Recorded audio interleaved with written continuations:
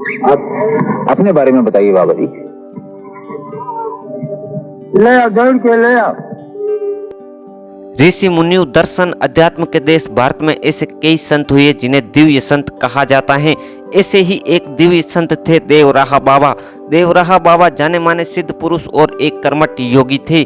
देवराहा बाबा की उम्र के बारे में लोगों के बीच ऐसी मान्यता थी कि बाबा करीब 500 सालों तक जिंदा थे। हालांकि यह स्पष्ट रूप से कोई भी नहीं जानता कि बाबा का जन्म कब हुआ। वीडियो शुरू करने से पहले आपसे एक छोटी सी रिक्वेस्ट है कि आप इस वीडियो को लाइक और चैनल को सब्सक्राइब जरूर करें। चलिए शुरू करते हैं। देवराहा बाबा के बारे में कहा जाता है कि उन्होंने कभी भी एक जगह से दूसरी जगह जाने के लिए किसी भी तरह की गाड़ी का इस्तेमाल नहीं किया और न ही किसी ने सवारी से कहीं उन्हें जाते हुए देखा।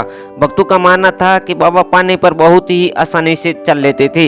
बाबा हर साल माघ मेले के समय प्रयाग आते थे। यमुना किनारे वृंदावन में वह आधा घंटा तक पानी में बिना सांस लिए रह लेते थे। देवराहा बाबा ने अपनी उम्र, तप और सिद्धियों के बारे में कभी कोई दावा नहीं किया, लेकिन इनके इर्द गिर्द हर तरह के लोगों की ऐसी भी भीड़ रही जो उनमें चमत्कार तलाशती थी। देवराहा बाबा धरती से 12 फुट ऊंचे लकड़ी से बने मचान पर रहते थे। वहीं से भक्तों को आशीर्वाद और प्रसाद दिया करते थे। अपने पास आने वाले सभी लोगों से प्यार से मिलते, प्रसाद और आशीर्वाद देकर भक्तों को विदा करते थे। ऐसा माना जाता था कि मचान पर कोई प्रसाद नहीं रखा होता था, फिर भी बाबा लोगों के हाथों में प्रसाद देते थे। देवराहा बाबा ने सिर्फ मनुष्य के मन की बात जान जाया करते थे, बल्कि वे जानवरों की भाषा और बोली को भी समझ जाते थे। लोगों के बीच यह मत था कि बाबा को हर चीज के बारे में सब पता रहता था कि कौन कब कहां उनके बारे में चर्चा हुई। इसके अलावा बाबा निर्जीव चीजों को भी अपने वंश में कर लेते थे। वे कैमरे से फोटो खींचने को बोलते, लेकिन कैमरे में उनकी कोई भी फोटो नहीं बन पाती थी। उनकी याददाश्त बहुत तेज हुआ करती थी।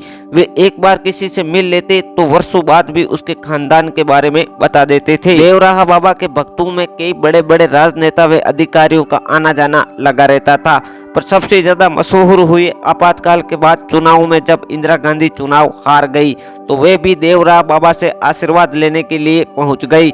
तब देवराहा बाबा ने अपने हाथ के पंजे से उन्हें आशीर्वाद दिया। तभी से कांग्रेस पार्टी का चुनाव चिन्ह हाथ का पंजा है और देश में एक बार फिर 1980 में कांग्रेस की प्रचंड बहुमत के साथ जीत हुई और इंदिरा गांधी देश की प्रधानमंत्री बनी। देवराहा बाबा के सिद्धियों की अगर बात करें तो हिमालय में अनेक वर्षों तक अज्ञात रूप में रहकर उन्होंने वहां पर साधना की।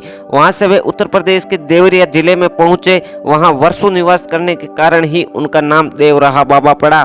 देवराहा बाबा ने जनपद के सलेमपुर तहसील में मैल गांव से लगभग 1 कोस की दूरी पर सरयू नदी के किनारे एक मचान पर अपना डेरा डाल दिया और वहीं पर वह धर्म कर्म करने लगे। साधारण रहन सहन और सरल जीवन जीने वाले बाबा लोगों के मन की बात बिना बताए ही जान लेते थे। सरल, सहज और बेहद शांत स्वभाव वाले देवराहा बाबा से आशीर्वाद लेने के लिए आम जन से लेकर नेता, उद्योगपति, फिल्मी सितारे और बड़े बड़े अधिकारी उनके पास आते थे।